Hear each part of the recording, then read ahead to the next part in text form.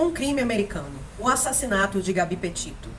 Esse foi um documentário que acaba de estrear na Netflix, agora em fevereiro de 2025, que traz o caso da nômade digital chamada Gabrielle Petito, que desapareceu e foi assassinada em setembro de 2021, e o crime dela bombou, entre aspas, nas redes. Estava muita gente falando sobre isso, inclusive acompanhando o passo a passo do crime. Gabi Petito tinha 21 anos quando ela conheceu Brian Laundrie, e eles começaram a namorar. As amigas de Gabi que aparecem lá no documentário falam que já perceberam que ele era um cara um pouco estranho, mas muito no sentido da intuição do estranho, que elas achavam que ele era um pouco off, entende? Que ele era esquisito. Mas logo que eles se conheceram, pouco tempo depois, ela resolveu ir morar com ele. Ela é filha de pais separados, a mãe casou de novo, o pai casou de novo, mas aparentemente era uma família unida, ela tinha irmãos dos outros dois casamentos, mas ela ali estava um pouco apaixonada. E ela vai morar com o Brian na casa dos Laundrie, o pai e a mãe dele, na Flórida. E logo que ela começa a morar lá, ela mora ali durante um ano, e no início tudo são flores, mas logo depois é perceptível que a família não gosta muito de Gabe. E a gente vai ver ao longo do documentário que a família dele, do cara, apesar de não aparecer nem dar depoimento no documentário, parece sim uma família muito estranha. O sonho da Gabe era ser nômade digital. Logo, ela passa a trabalhar ali no Taco Bell, numa da rede de fast food, trabalha ali por um bom tempo para economizar dinheiro quando ela compra uma van.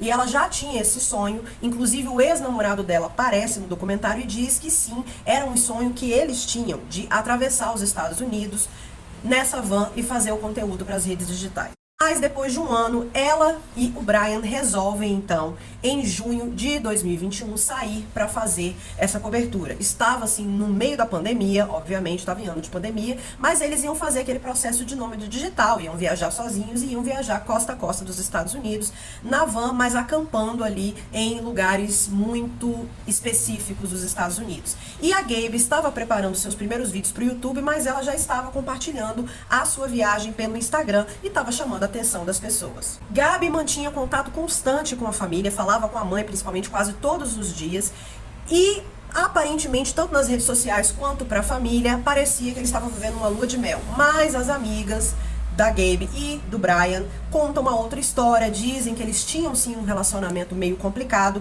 e o documentário mostra várias trocas de mensagem dizendo que o Brian era um cara um pouco assim, eu não vou chamar de emocionado não, ele era um cara um pouco controlador, ele tinha ciúme da amizade da Gabi com as outras amigas, ele queria 100% da atenção dela, fazia manipulação, e ela, apesar de tudo, não parecia ceder.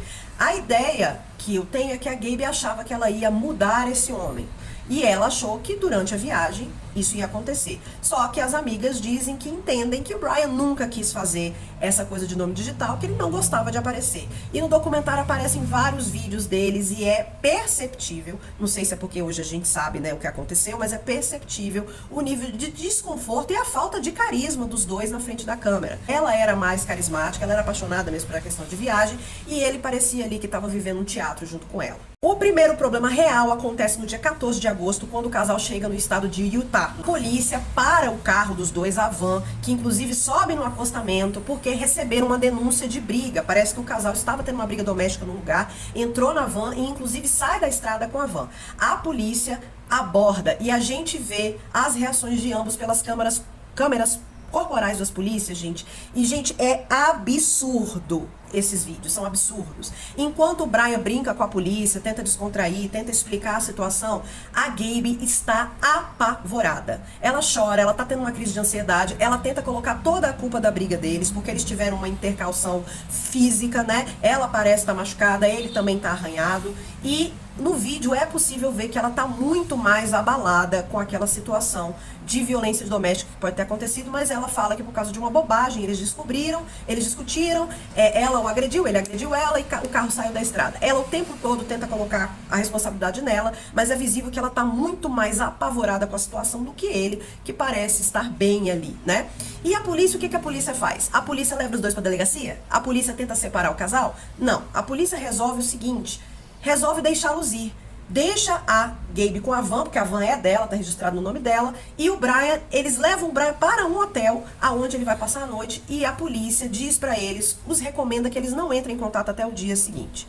Então, No ponto em que eles abordam, fica parecendo que eles aceitam a história de que ela é agressora, embora um ou outro policial ache que é pouco provável que ela é agressora, né? Ela tá muito mais abalada, mas mesmo assim, separar o casal, levar os dois pra delegacia, resolver entrar em contato com a polícia, com a família, protegeria ele dela se ela fosse agressora. A polícia então toma a decisão de separar o casal e mandá-los ali e só fala assim, ó, por favor, não se liguem hoje, deixa pra amanhã, tá bom? O que acontece? Poucas horas mais tarde, os dois entram em contato e voltam a estar juntos. O vídeo completo das câmeras dos policiais, de vários pontos de vista, inclusive da conversa entre os policiais, tá disponível na internet, mas também tá disponível no documentário da Netflix.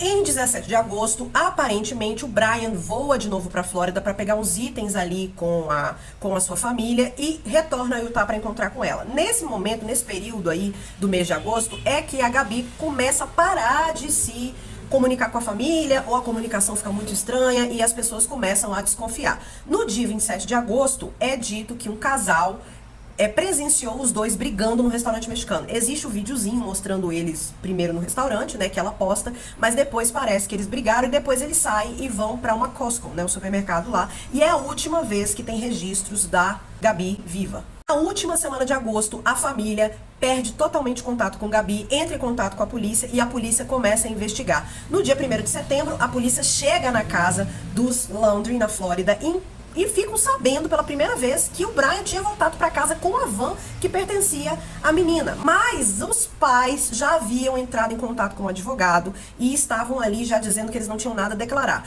Pessoal, todo mundo ficou desconfiado, mas essa é a única coisa dessa história que não me deixa desconfiada. Eu sou uma grande consumidora de crime real e sim, se houver qualquer possibilidade de você ser acusado, principalmente injustamente de alguma coisa, procure um advogado. Eu, por exemplo, não ia ficar desconfiada da família, eu não fiquei desconfiada, porque a menina desapareceu e aí a polícia já vai atrás e ele, talvez se fosse inocente, já entra em contato com um advogado. Mas no caso da família Laundrie, fica um pouco parecendo que eles já estavam tentando acobertar alguma coisa. A polícia pega e leva a van de volta para casa da família dos Petito. E ali eles não têm noção nenhuma de onde a Gabi está. Até o dia 12 de setembro, a família Petito, eles pedem ajuda para a polícia, eles vão na mídia, eles divulgam cartas e eles pedem ajuda o tempo todo para a família Laundrie, que eles têm contato. Mas os pais do Brian sequer respondem quando eles indagam, pelo amor de Deus, onde está minha filha. Inclusive, eles têm um apelo muito grande na mídia de falar, cara, se fosse o filho de vocês, a gente teria ajudado. Nesse mês de setembro, a galera da rede social já está fazendo aquele festival e inclusive começam a acampar na porta da família Laundrie para fazer com que eles falem, o que eu acho absolutamente errado. Eu não acho que a gente deveria se envolver, quem tem que se envolver é a polícia, e a polícia, por incrível que pareça, estava procurando o Gabi sim. No dia 17 de setembro, a família Laundrie entra em contato com a polícia e avisa que o Brian desapareceu. O Brian aparentemente pegou o carro da família e desapareceu e não estava dando notícia nos últimos 3 dias. O sumiço do Brian meio que começa a substituir toda a polêmica do sumiço da Gabi. Mas a polícia, por outro lado, está sim fazendo o seu trabalho. Uma equipe de polícia começa a pesquisar a reserva florestal da Flórida atrás do Brian. Enquanto isso, a polícia de Wyoming está pesquisando, está procurando pela Gabi. No dia 19 de setembro, num parque lindíssimo lá de Wyoming, a polícia encontra restos mortais de uma moça. No dia 21 de setembro, a polícia e os familiares, principalmente o padrasto de Gabi, que dá entrevistas, percebe que todo mundo está muito abalado, eles confirmam que os restos mortais pertencem à moça, que estava já em algum estado de decomposição, mas dava para saber que ela era. E nesse momento, o Brian deixa de ser desaparecido e passa a ser foragido da polícia e também começa a ser procurado por fraudes no cartão de crédito. Ele não foi acusado diretamente por ser assassino da moça, até porque não tinha provas ainda, mas ele passa a ser considerado como pessoa de interesse da polícia americana. Nesse interim, eles vão atrás de questões do Brian e encontram uma carta muito esquisita escrita pela mãe de Brian. Primeiro, o título da carta é Queime após ler. E o conteúdo da carta é bem complicado. Primeiro, ela diz que tudo que o filho fizer ela vai perdoar, que tudo ela vai aceitar, que ela vai ajudar ele e que se houver um cadáver, ela vai atrás dele com a pá e os sacos. E nesse momento a gente já sabia que a família Laundrie era super complicada, não estava colaborando com a polícia, não estava ajudando a família, acobertou o filho dentro de casa e demorou uns dias para dizer que ele tinha desaparecido. E essa carta da mãe dele foi muito mal vista pelos investigadores. Ficou parecendo que ela estava dizendo que estava ajudando a ocultar o cadáver. Ou seja, mamãe Laundrie não estava muito preocupada do filho ser um feminicida, mas sim de apoiar e ajudar a fuga do seu alecrim dourado. Dia 12 de outubro, resultados da autópsia revelam que a Gaby Petito tinha sido estrangulada, tinha sido assassinada mesmo, de 3 a 4 semanas antes do corpo ser encontrado. Ou seja, é possível que ela tenha morrido entre 19 e 21 de setembro, que foi a época realmente em que ela desapareceu. Inclusive, a cena do crime tinha sido adulterada.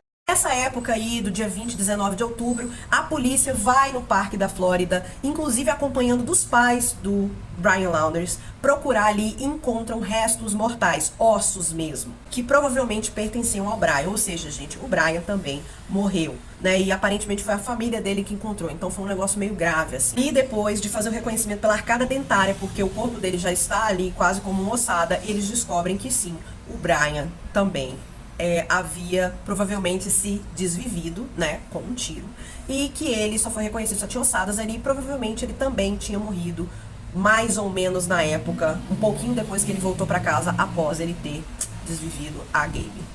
A internet teve um fator decisivo aí para ajudar nas investigações, porque outros nômades digitais que têm uma comunidade internacional aí tinham visto a briga dos dois, tinham encontrado a van dela abandonada lá em setembro e uma ou duas pessoas haviam dado carona para o Brian, como se ele fosse um que eles chamam de rainchiker, né, que é esse cara que pega carona, e tinham identificado para a polícia e soltado vídeos na internet de que provavelmente eles tinham encontrado um Brian. E o Brian havia se afundado e feito trilhas dentro da floresta, mas depois se descobriu que ele tinha ido, na verdade, tirar a própria vida. Então, em 21 de outubro, os restos mortais do Brian são identificados praticamente um mês após os restos mortais da Gaby ter sido identificado e praticamente um mês da ordem de prisão dele ter saído pela fraude do cartão de débito da mãe. E aí, eles encontraram um saco de viagem com o Brian e nesse saco estava várias fotos do casal e um suposto diário que ele teria escrito, onde ele conta o que supostamente teria acontecido na noite em que a Gaby faleceu. Ele conta que uma história muito esquisita de que ela tinha caído num lago, que ela tinha quase se afogado e que ele tirou ela de lá do lago e que ela estava sentindo muita dor, como se estivesse com os ossos quebrados, e que ela pediu para que ele desse fim ao sofrimento e ele a teria, né, teria terminado com a vida dela como um ato de amor. Mas lógico que a autópsia meio que comprovou que foi, na verdade, um ato violento de feminicídio. Então, infelizmente, poucos meses depois desse sonho ter começado, o sonho acaba com o falecimento de ambas as pessoas. A Gaby tendo sido desvivida pelo Brian e o Brian tirou a própria vida.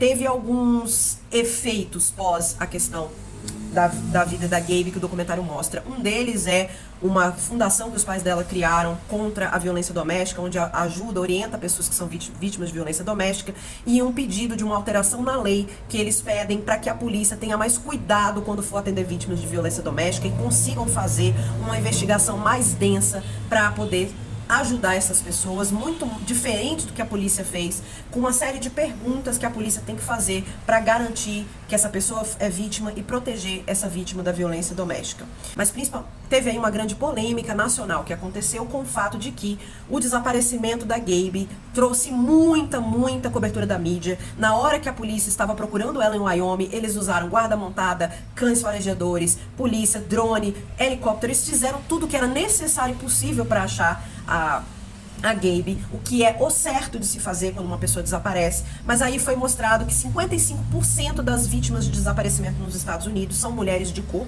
pretas ou indígenas ou latinas, e que quando elas desaparecem não aparece nada na mídia e ninguém liga. A questão é que aquela ação da polícia deveria ser feita para todas as pessoas. O pai dela diz no documentário que ficou um pouco chateado quando falaram disso, mas depois ele começou a refletir e percebeu que, infelizmente, até nisso a filha dele tinha tido um privilégio, né? O fato de que o corpo dela foi encontrado porque a polícia a procurou, sendo que a maior parte das pessoas que desaparecem não são encontradas. Gente, isso é muito triste. Mas enfim, acontece sempre essas discussões quando um grande crime acontece. Recomendo aqui pra vocês assistirem um documentário que é em 3 partes. Eu fiz um resumão, bem resumão, são 3 episódios de 1 hora cada um, que fala ponto a ponto e inclusive mostra mais vídeos da Gaby, fala com a gente quem era a Gaby, conta um pouco da vida do Brian, entrevistam amigos e famílias e dão ali passo a passo, inclusive conversas deles, posts de Instagram, posts de internet, diálogos, tudo o que acontece. Recomendo pra vocês, eu gostei muito do documentário, achei que eles trataram muito respeito à história. Esse foi o primeiro vídeo do meu novo canal Terror no Ar, que vai tratar de crimes reais. Continue acompanhando.